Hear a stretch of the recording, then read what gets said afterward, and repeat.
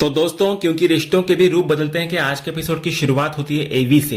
Concert खत्म होने के बाद एवी स्टेज की सीढ़ियों पर चुपचाप बैठा होता है। तभी ऑडियंस में मौजूद कई फैंस उसके पास आ जाते हैं। हर कोई उससे मिलना चाहता है, कोई फोटो लेना चाहता है तो कोई ऑटोग्राफ मांगने लगता है। सब आकर उससे गले मिल जाते हैं, लेकिन एवी बिना किसी से कुछ कहे धीरे धीरे वहां से उठता है और बाहर जाने लगता है।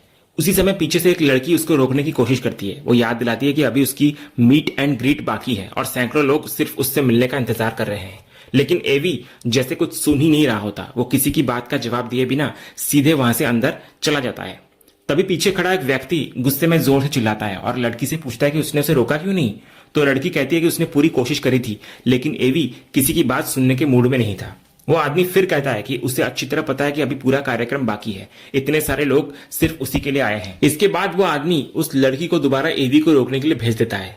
दूसरी तरफ एवी अपने मेकअप रूम में पहुंचता है। कमरे में पहुंचते ही वो धीरे धीरे अपने चेहरे से मास्क उतारता है और तभी कहानी का सबसे बड़ा राज सामने आता है। मास्क के पीछे छिपा हुआ इंसान कोई और नहीं बल्कि अंगद होता है। यानी पिछले 10 सालों से पूरी दुनिया जिस रहस्यमयी सिंगर एवी को जानती थी वो असल में अंगद ही है। ये ट्विस्ट पूरे एपिसोड का सबसे बड़ा खुलासा साबित होता है। उधर फैक्ट्री में कार्तिक अब भी वृंदा से बात कर रहा होता है। वो मुस्कुराते हुए कहता है कि उसे पूरा भरोसा है कि अगर वृंदा एक बार एवी से मिल लेगी तो शायद वो भी उसकी फैन बन जाएगी।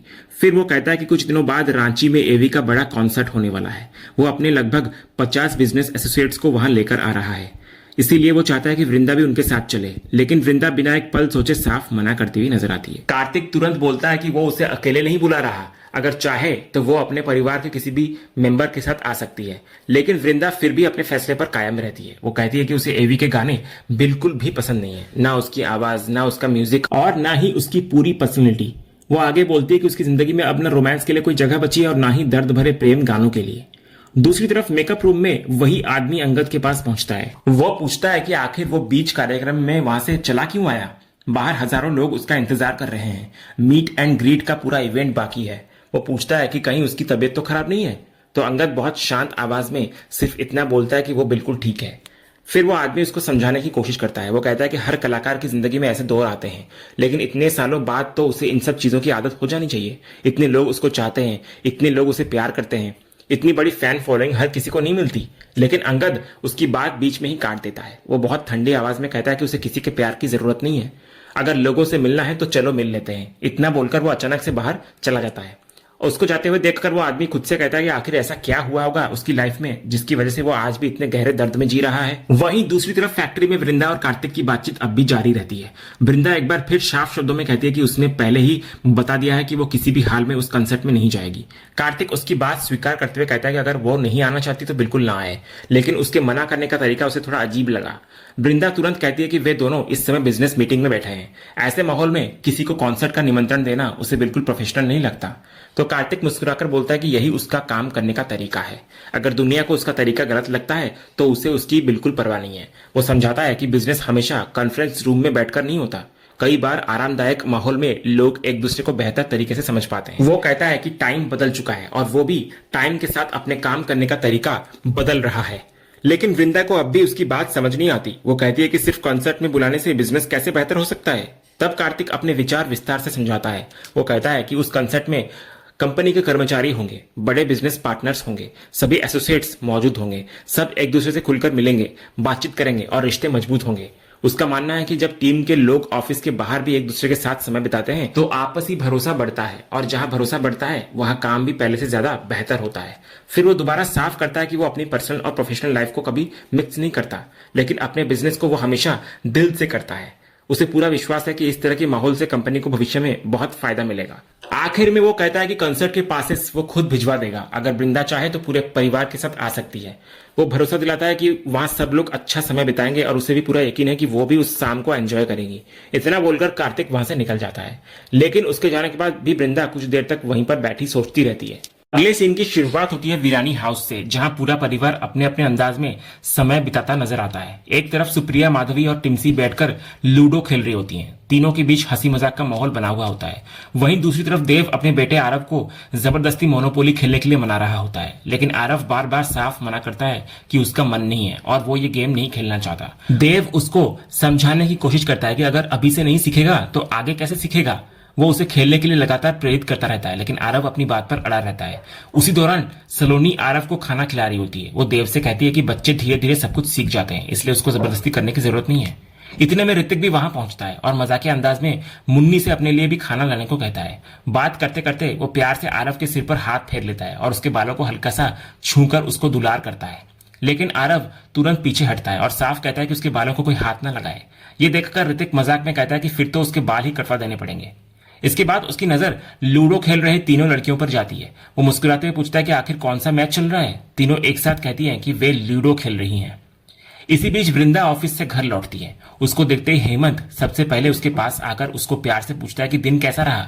वो समझ जाता है कि पूरे दिन की भागदौड़ के बाद वो काफी थक गई होगी। फिर वो सबसे जरूरी सवाल पूछता है कि कार्तिक के साथ मीटिंग कैसी रही। वो उम्मीद जताने लगता है कि जिस तरह प्रेजेंटेशन शानदार रहा उसी तरह बातचीत भी अच्छी हुई होगी, लेकिन वृंदा का जवाब कुछ अलग होता है। वो कहती है कि बातचीत तो हुई, लेकिन उसे लगता नहीं कि कार्तिक का पूरा ध्यान बिजनेस पर है। उसके मुताबिक कार्तिक काम की बात कम और दूसरी बातें ज्यादा करता है। हेमंत पूछता है कि आखिर कैसी बातें, तो वृंदा बताती है कि कार्तिक पूरे परिवार को एवी के कॉन्सर्ट में ले जाना चाहता है। जैसे ही एवी का नाम लिया जाता है, आरव, माधवी और टिम्सी तीनों के चेहरे खुशी से खिल उठते हैं। तीनों एकदम उत्साहित हो जाते हैं। सुप्रिया भी हैरानी से पूछती है कि आखिर ये एवी है कौन जिसके नाम पर सब इतने खुश हो रहे हैं। वो मजाक में कहते हैं कि कोई सामान्य सा गायक होगा जिसकी टिकट 100-200 रुपए की होगी, लेकिन आरव तुरंत उसकी बात को काटता है। वो पूरे गर्व से कहता है कि एवी कोई साधारण सिंगर नहीं है। उसके कॉन्सर्ट की टिकटें 50,000 रुपए की होती है और उनको खरीदना भी आसान नहीं होता। सुप्रिया को पहले तो यकीन नहीं होता, लेकिन आरव पूरे कॉन्फिडेंस के साथ कहता है कि अगर विश्वास न हो तो रहने दीजिए, लेकिन वो तो जरूर जाएगा। सुप्रिया भी तुरंत कहती है कि अगर परिवार जाएगा तो वो भी साथ जाएगी। अब आरव पूरे उत्साह में सबको जल्दी जल्दी तैयार होने के लिए कहता है, लेकिन तभी वृंदा उसकी सारी खुशी पर रोक लगा देती है। वो साफ कहती है कि इस घर में कोई भी उस कॉन्सर्ट में नहीं जाएगा। आरव, माधवी और टिम्सी तीनों मिलकर उसको मनाने की रिक्वेस्ट करते हैं। वे बार बार विनती करते हैं कि सिर्फ एक बार जाने की परमिशन दे दे, लेकिन वृंदा अपने फैसले से बिल्कुल भी पीछे नहीं हटती। तभी हेमंत कहता है कि उसे कार्तिक का आइडिया इतना भी बुरा नहीं लगा। तो वृंदा विस्तार से कहती है कि कार्तिक का मानना है कि आज के समय में बिजनेस सिर्फ कॉन्फ्रेंस रूम में नहीं होता। वो चाहता है कि कर्मचारी और बिजनेस पार्टनर ऑफिस के बाहर भी मिले ताकि उनके बीच बेहतर तालमेल बन सके। लेकिन वृंदा को अब भी यही लगता है कि कार्तिक का ध्यान काम से ज्यादा दूसरी चीजों पर रहता है। तभी देव बीच में बोल पड़ता है और कहता है कि आजकल बहुत सी बड़ी कंपनियां इस तरह अपने कर्मचारियों के लिए बिजनेस रिट्रीट, डिनर और दूसरे कार्यक्रम आयोजित करती हैं। इससे टीम के बीच बेहतर रिश्ता बनता है, साथ ही मुफ्त में कॉन्सर्ट देखने का मौका भी मिल जाएगा और बिजनेस का काम भी हो जाएगा। लेकिन वृंदा तुरंत कहती है कि उसे मुफ्त के पास या टिकटों में कोई इंटरेस्ट नहीं है। उसका मकसद सिर्फ बिजनेस करना है, दोस्ती बढ़ाना नहीं। देव फिर समझाता है कि आज के दौर में बिजनेस ऐसे ही चलता है। वृंदा साफ कहती है कि कम से कम उसका तरीका ऐसा नहीं है। तो देव अपनी बात को संभालते हुए कहता है कि अगर कार्तिक के साथ लंबे समय तक काम करना है तो उसके काम करने के तरीके को भी समझना पड़ेगा। वो याद दिलाता है कि कार्तिक जैसी बड़ी कंपनी के साथ काम करना उनके लिए बहुत बड़ा अवसर है। लेकिन वृंदा एक बार फिर अंतिम फैसला सुनाते हुए कहती है कि वे लोग किसी भी हालत में उस कंसर्ट में नहीं जाएंगे। देव अब हेमंत की तरफ मुड़कर कहता है कि कार्तिक के साथ काम करने के लिए बड़ी बड़ी कंपनियां लाइन में खड़ी है, ऐसे में उन्हें इस मौके को हल्के में नहीं लेना चाहिए। लेकिन वृंदा अब भी कार्तिक से नाराज दिखाई देती है। वो कहती है कि उसे कार्तिक का व्यवहार बिल्कुल अजीब लगता है। ऑफिस में आने के बाद भी वो काम से ज्यादा दूसरी बातें करता है, कभी शादी की बात तो कभी कंसर्ट की बात। उसको समझ नहीं आता कि आखिर वो चाहता क्या है। इतने में आरव आखिरी बार मासूमियत से फिर अनुरोध करता है कि वो सिर्फ एवी का कंसर्ट देखना चाहता है। माधवी और टिम्सी भी उसका साथ देती है और बार बार एवी का नाम लेकर वृंदा को मनाने की कोशिश करती है, लेकिन इस बार वृंदा का सब्र टूट जाता है। वो गुस्से में जोर से डांटती है और कहती है कि आखिर सबने एवी एवी क्या लगा रखा है। उसे ना उसकी आवाज सुननी है, ना उसका चेहरा देखना है और ना ही उसके किसी कंसर्ट में जाना है। वो आगे बोलती है कि कल कार्तिक ने जो कुछ किया उसके बावजूद वो सिर्फ अपने प्रोफेशनल रवैये की वजह से मीटिंग में गई थी, लेकिन इसका मतलब ये नहीं कि उसको कार्तिक में या एवी में कोई इंटरेस्ट है। वो साफ शब्दों में कहती है कि उसे ना एवी के कंसर्ट में कोई मतलब है और ना ही कार्तिक की निजी बातों से। इसके बाद वो गुस्से में वहां से अपने कमरे में चली जाती है। दूसरी तरफ माधवी और टिम्सी तुरंत कार्तिक को फोन लगाती हैं। फोन उठते ही दोनों शिकायत करती हैं कि उसने सब कुछ बिगाड़ दिया। उसे वृंदा को इम्प्रेस करना था, लेकिन उसकी वजह से तो वो और ज्यादा नाराज हो गई। कार्तिक हैरान होकर पूछता है कि उसने ऐसा क्या कर दिया। वो कहता है कि उसने तो सिर्फ पूरे परिवार को कॉन्सर्ट में आने का निमंत्रण दिया था, उसने वृंदा को अकेले आने के लिए भी नहीं कहा था। लेकिन माधवी कहती है कि वृंदा फिर भी बिल्कुल नहीं मानी। वो कार्तिक को कहती है कि वृंदा को खुश करना बिल्कुल आसान नहीं है। वे दोनों बचपन से उसको देखती आ रही हैं। उसे खुलकर हंसते हुए देखे भी बहुत साल हो चुके हैं। ये सुनकर कार्तिक कहता है कि अगर बात इतनी ही है तो वो एक दिन जरूर उसको हंसाकर दिखाएगा। वो पूरे विश्वास के साथ कहता है कि जिस इंसान की वे बात कर रही हैं वो फिर से मुस्कुराएगी। कार्तिक की ये बात सुनते ही माधवी और टिम्सी घबराती हैं। उन्हें लगता है कि कहीं उनसे ज्यादा बातें न निकल जाएं, इसलिए दोनों बिना कुछ बोले तुरंत फोन काट देती हैं। अगले सीन की शुरुआत होती है अक्षय से, जो डाइनिंग टेबल पर बिल्कुल चुपचाप और उदास बैठा हुआ होता है। उसका मन कहीं और ही खोया रहता है। तभी वहां देव आता है और उससे एक एप्पल देने के लिए कहता है, लेकिन अक्षय कोई जवाब नहीं देता। उसके दिमाग में बचपन की वही दर्दनाक यादें घूम रही होती है, जब उसने रोते हुए अपने माँ बाप से हाथ जोड़कर कहा था कि वे दोनों तलाक न ले। देव 2-3 बार आवाज लगाने के बाद अक्षय के पास जाकर कहता है, कब से बुला रहा है वो उसे, आखिर बात क्या है। तब अक्षय चुपचाप सेब उठाकर देव को देता है। देव माहौल हल्का करने की कोशिश करते हुए मजाक में कहता है कि कहीं मैथ्स का कोई सवाल तो नहीं फंस गया, अगर ऐसा है तो उससे हेल्प की उम्मीद वो बिल्कुल ना करे। फिर वो खुद ही हंसते हुए कहता है कि वैसे भी तू तो बहुत बड़ा जीनियस है, आगे चलकर बड़ा अफसर बनेगा, बड़े ऑफिस में बैठेगा और अपना शानदार कैबिन होगा। लेकिन देव की कोई भी बात सुनकर अक्षय के चेहरे पर मुस्कान नहीं आती। वो अचानक गंभीर होकर देव से पूछता है कि क्या सच में उसकी मम्मी के लिए शादी का रिश्ता आया है। तो देव बिना कुछ छिपाए कहता है कि हाँ, ये बात बिल्कुल सच है। ये सुनते ही अक्षय और ज्यादा परेशान हो जाता है। वो कहता है कि उसे कुछ भी समझ नहीं आ रहा। वो बोलता है कि वो और माधवी जब बहुत छोटे थे तभी मम्मी पापा अलग हो गए थे, इसलिए उसे पूरी सच्चाई कभी पता ही नहीं चली। लेकिन जितना उसे याद है उसके पापा बहुत अच्छे थे। वे दोनों बच्चों से बहुत प्यार करते थे और मम्मी से भी बहुत प्यार करते थे। यहाँ तक कि तलाक के बाद भी उन्होंने कभी बच्चों के लिए अपना प्यार कम नहीं होने दिया। फिर अक्षय भावुक होकर कहता है कि अब अचानक मम्मी की दूसरी शादी की बात सुनकर उसका मन पूरी तरह उलझ गया है। उसको समझ नहीं आ रहा कि आखिर सच क्या था। इसलिए वो देव से हाथ जोड़कर कहता है कि अगर उसको सब कुछ पता है तो वो पूरी सच्चाई बता दे कि आखिर मम्मी और पापा के बीच ऐसा क्या हुआ था। तो देव कुछ पल चुप रहता है और फिर कहता है कि अब उन बातों को बीते हुए 10-11 साल हो चुके हैं। इतना जरूर कह सकता है वो कि उस समय अंगद चाचू से कुछ बहुत बड़ी गलतियां हुई थी जो कभी होनी नहीं चाहिए थी। इसके बाद देव बहुत चालाकी से बात को दूसरी दिशा में ले जाता है। वो कहता है कि अब सिर्फ अतीत को याद करने से कुछ नहीं बदलेगा। असली बात यह है कि वृंदा चाची ने इतने साल सिर्फ अपने बच्चों और पूरे परिवार के लिए अपनी पूरी जिंदगी लगा दी। उन्होंने कभी अपनी खुशियों के बारे में नहीं सोचा।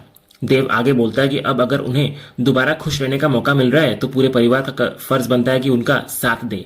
आखिर उन्हें भी अपनी लाइफ जीने का अधिकार है। तो अक्षय बिना कुछ बोले बस देव की सारी बातें सुनते रहता है। उसके चेहरे से साफ दिखाई देता है कि वो अंदर ही अंदर बहुत बड़ी उलझन में फंस चुका है। उधर देव वहां से निकलते समय पीछे मुड़कर अक्षय को देखता है और उसके चेहरे पर हल्की सी मुस्कान आती है। साफ पता चलता है कि उसने जानबूझकर अक्षय के मन में ये बात बैठाने की कोशिश की है। इसके बाद देव चलते चलते टेबल से टकरा जाता है। वो गिरते गिरते खुद को संभाल लेता है और सामने भगवान का मंदिर को देखकर वो जूते उतारता है और हाथ जोड़कर भगवान से बातें करने लगता है। वो कहता है कि वो कोई पाप नहीं कर रहा बल्कि एक अच्छा काम कर रहा है। अगर वृंदा चाची की शादी हो जाएगी तो उनकी लाइफ भी संभल जाएगी और बिजनेस भी आखिरकार उसके हाथ में आ जाएगा। फिर वो मन ही मन डर भी जताने लगता है कि अगर कभी अंगद चाचू वापस लौट आए तो फिर दोनों की प्रेम कहानी दोबारा शुरू हो जाएगी और उसका पूरा प्लान खत्म हो जाएगा। इसलिए वो भगवान से प्रार्थना करता है कि जितनी जल्दी हो सके वृंदा की शादी करवा दी जाए। दूसरी तरफ अक्षय अकेला बैठा अपने पापा के बारे में ही सोच रहा होता है। वो मन ही मन कहता है कि इतने साल गुजर गए लेकिन पापा कभी वापस नहीं आए। पता नहीं उन्हें अपने बच्चों की याद भी आती होगी या नहीं। आखिर वे इस समय कहाँ होंगे ये भी किसी को नहीं पता।